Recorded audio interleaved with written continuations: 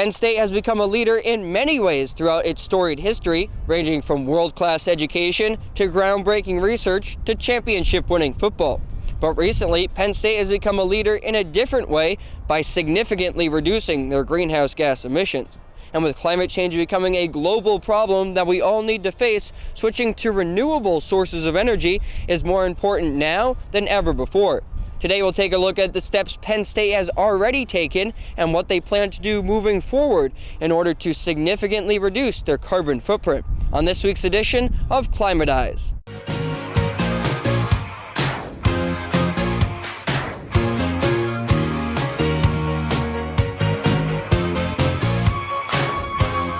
Greenhouse gas emissions for University Park, we've reduced them to the levels that we were back in 1985 right now, and we have about 9 million square feet of additional space than we had back then. Rob Cooper, the Senior Director of Energy and Engineering at Penn State, works with a team of many others across the university to continue reducing Penn State's greenhouse gas emissions in the coming years. The Nittany Lions recently received national news attention when NPR wrote a story about how much they have reduced their emissions since 2005, when Penn State's emissions reached its peak. The most remarkable thing about how much Penn State has reduced their emissions is that the university is still growing. Penn State's main campus in State College takes up over 22 million square feet, has around 600 major buildings, and it's where about 65,000 people work or take classes. And 20 years ago, the emissions graph was going up rather sharply, with more buildings being added, more people on campus, and more fossil fuels being burned as a result. But something changed in 2005 that reversed this troubling trend.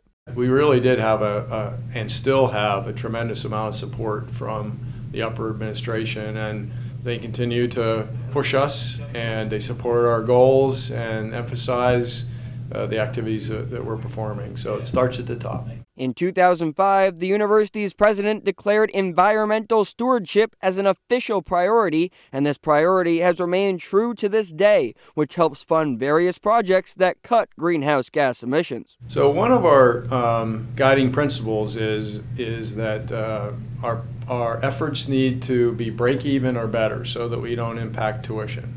So we have to find projects to pay for themselves. Our upper administration provides funding in the form of basically a loan, and then we have to pay that loan back with interest out of the energy savings. So they have to pay for themselves. They have to have be financially viable, and when that happens and we lower our energy use, we get that corresponding reduction in our greenhouse gas emissions. One of the key components for reversing the emissions trend is a variety of projects that cut the university's demand for energy. Energy conservation projects are a focus since 75% of Penn State's greenhouse gas footprint comes from energy use to heat and cool buildings and provide electricity. As a team, we focus on, for example, the load side of things. We look at building the most efficient new buildings as we possibly can. We look at tuning up the HVAC systems in the existing buildings so they use only the optimal amount of energy to provide an acceptable climate for learning and teaching. On the production side, we look at efficiency projects for our utility systems, and we look at renewables, all to lower our carbon footprint. And one of these renewable energy projects is a deal with Lightsource BP that was announced earlier this year to develop a large-scale off-site solar array in Franklin County that will provide Penn State with 25% of its statewide electricity demands over a 25-year term. It plays a pretty big role. It sets us up nicely to achieve our 2030 goal, but it doesn't get us there completely on its own. We have to continue to do other things, implement other energy conservation projects in order to meet that goal.